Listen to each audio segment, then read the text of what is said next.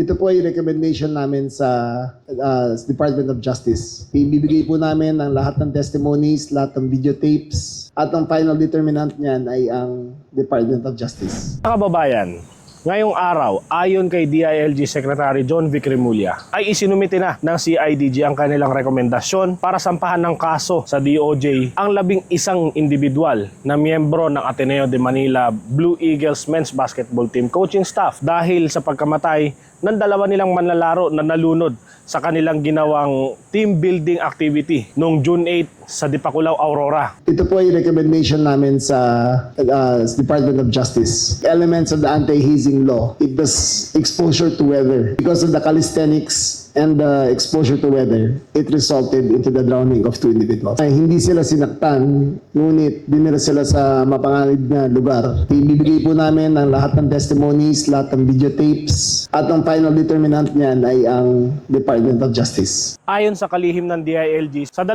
linggong pagsisiyasat ng CIDG ay nakabuo ito na konklusyon na si dating Ateneo Blue Eagles head coach Tab Baldwin kasama ang 10 iba pa ay lumabag sa anti-hazing law dahil nga sa pagpilit nito na mag-ensayo ang mga manlalaro sa tubig dagat na kung saan ay high tide at merong rip currents at unstable o hindi pantay din na mga lupain doon sa Pampang na ikinaresulta nung pagkamatay na Rene Baterbonia at Divine Adili. Patuloy pa rin naman ang isinasagawang pag-iimbestiga doon sa iba pang individual na maaaring may kaharaping civil liabilities dahil nga sa kanilang kaalaman at hindi pag-intervene kay Coach Tab Baldwin nang pilitin pa rin ng nasabing head coach na magsagawa ng water activities o water calisthenics ang mga manlalaro kahit na ang iba rito ay hindi marunong lumangoy. Mga kababayan, iyan po muna ang ating latest dito po sa Campo Crame. Vince Lopez,